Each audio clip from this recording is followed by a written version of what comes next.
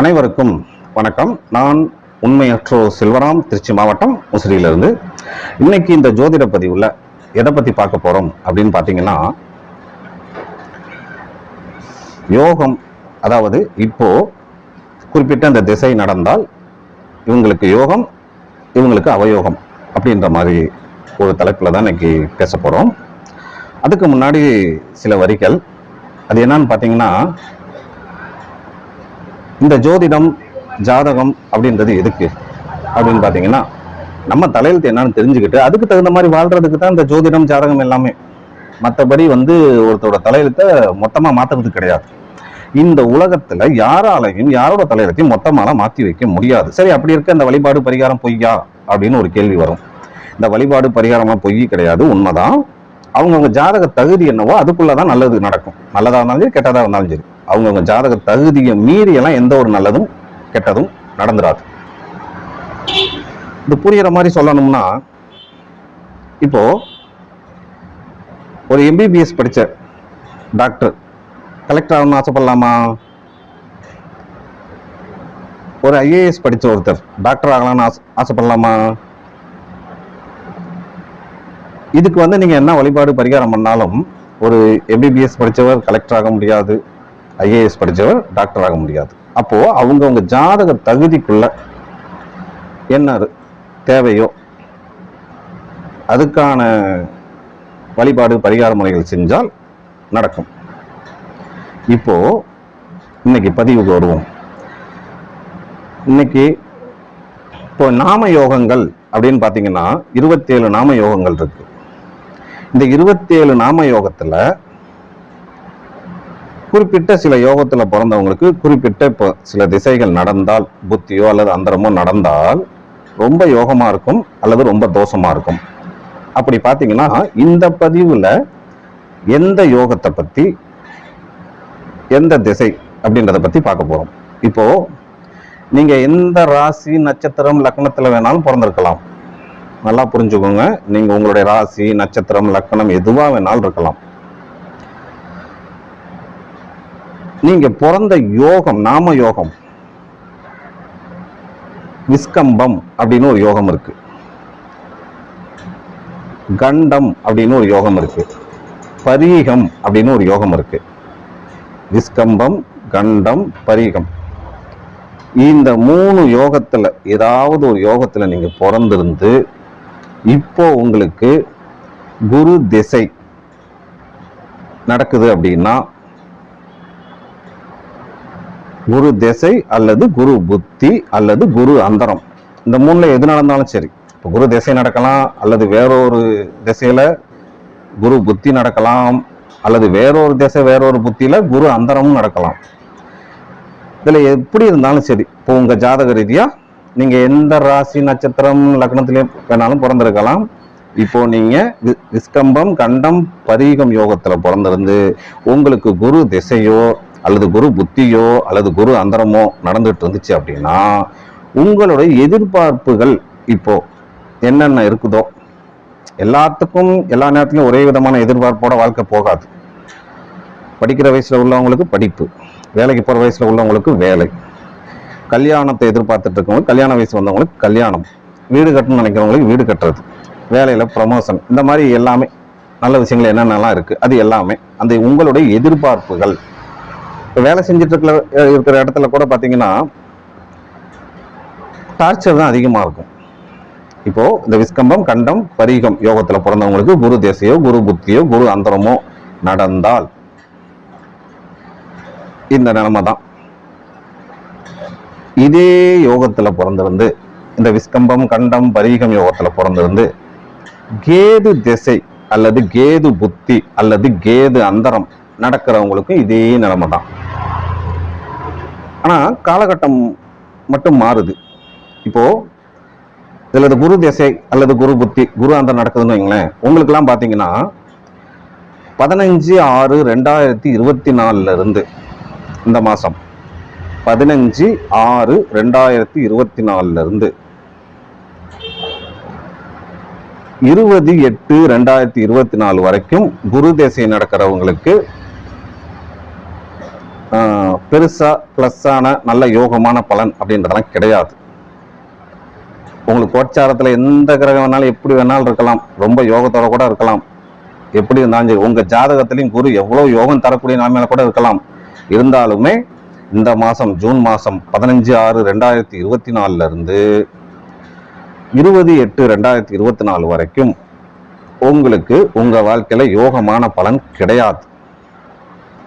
இதே கேது திசை கேது புத்தி நடக்கிறவங்களுக்கு, கேது திசை கேது புத்தி நடக்கிறவங்களுக்கு பாத்தீங்கன்னா 2024 மார்ச் மாசத்துல இருந்து 2024 நவம்பர் 10ஆம் தேதி வரைக்குமே இந்த கேது திசை அல்லது கேது புத்தி அல்லது கேது அந்தரம் நடக்கிறவங்களுக்கு அவயோகமான பலன் தான் நடக்கும். பாசிட்டிவான பலன் பெருசா எதிர்பார்க்குற அளவுக்கு இருக்காது.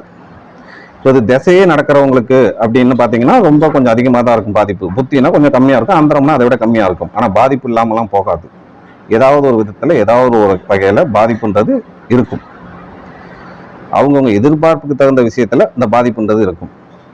இந்த குரு திசை கேது திசை குரு புத்தி, அதாவது குரு திசை குரு புத்தி குரு அந்தரம், கேது திசை கேது புத்தி கேது அந்தரம் நடக்கிறவங்களுக்கெல்லாம் இப்ப நான் இங்க சொன்ன காலகட்டம் வரைக்கும் எந்த ஒரு புதுசா எந்த ஒரு முடிவும் எடுத்து செயல்படாம இருக்கிறது நல்லது. புது முடிவு எடுத்து செயல்பட்டீங்கன்னா அது தோல்வியில தான் முடியும், இழப்புகளும் அதிகமா தான் இருக்கும்.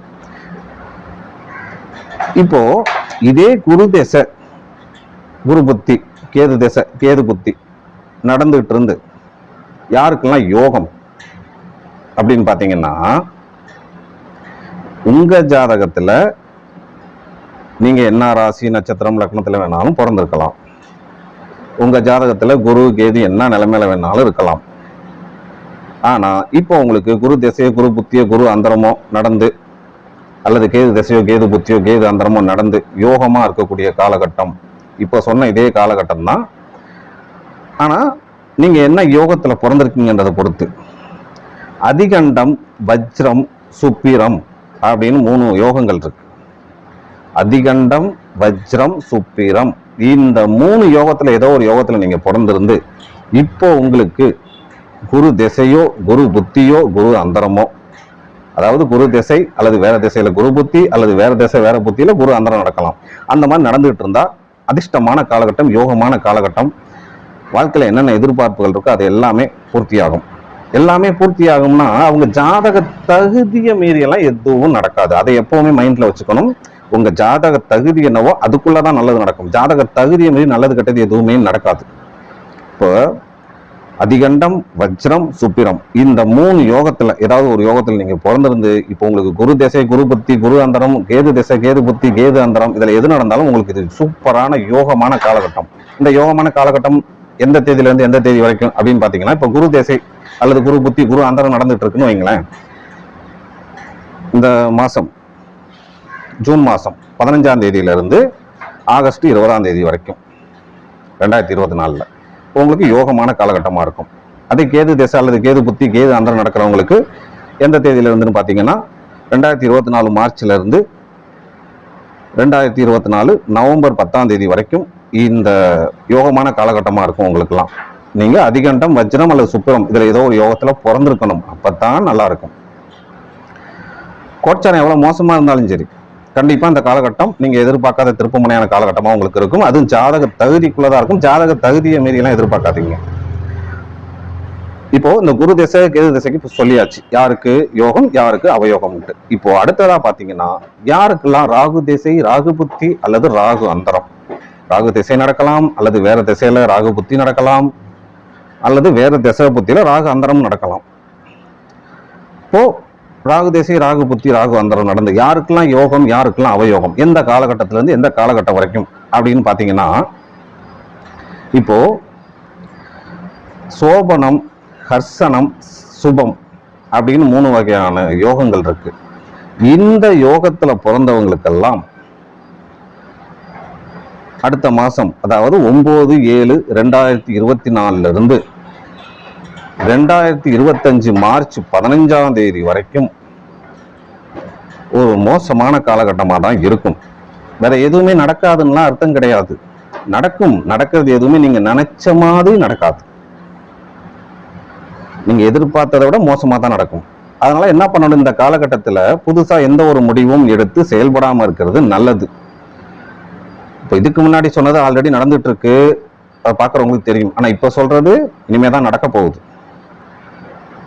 சோபனம் அல்லது ஹர்ஷனம் அல்லது சுபம், இந்த 3 யோகத்துல ஏதாவது ஒரு யோகத்துல நீங்க பிறந்திருந்து இப்போ உங்களுக்கு ராகு திசையோ அல்லது ராகு புத்தியோ அல்லது ராகு அந்தரமோ நடந்துட்டு இருந்தால்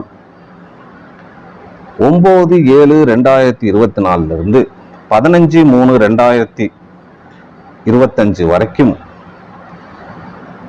உங்களுக்கு படிச்சுட்டு இருக்கீங்களா, படிப்புல இன்ட்ரெஸ்ட் இருக்காது, லவ் பண்ணிட்டு இருக்கீங்களா, காதல்ல மோதல் வரும், வேலைக்கு போயிட்டு இருக்கீங்களா, வேலை செய்யறதுல ஒரே டார்ச்சரா இருக்கும், குடும்பத்துல ஒரே குழப்பமா தான் போயிட்டு இருக்கும், ஏதாவது ஒரு விஷயத்துல முதலீடு போடுறீங்களா, நினைச்ச உடனே போட முடியாது, அப்படி போடுற முதலீடும் பெருசா லாபத்தை கொடுக்காது. உங்க வயசுக்கு தகுந்த மாதிரி உங்க வாழ்க்கைக்கு தகுந்த மாதிரி என்ன எதிர்பார்ப்புகள் இருக்கோ அது எல்லாமே நெகட்டிவா தான் இருக்கும் இப்ப சொன்ன காலகட்டம் வரைக்கும்.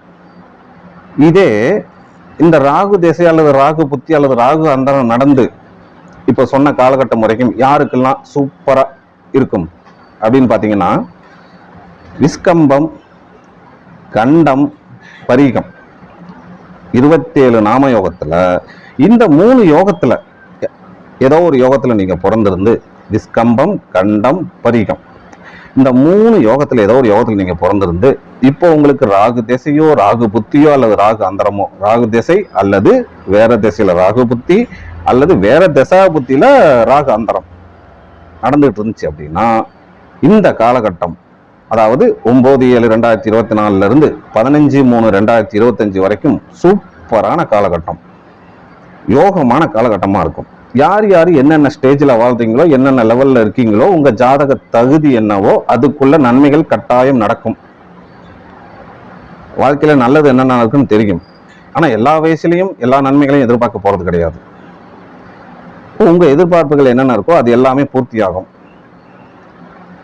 இப்போ இந்த குரு திசை, கேது திசை, ராகு திசை யாருக்கு மோசமா இருக்கும், யாருக்கு யோகமா இருக்கும் அப்படின்னு சொல்லியாச்சு.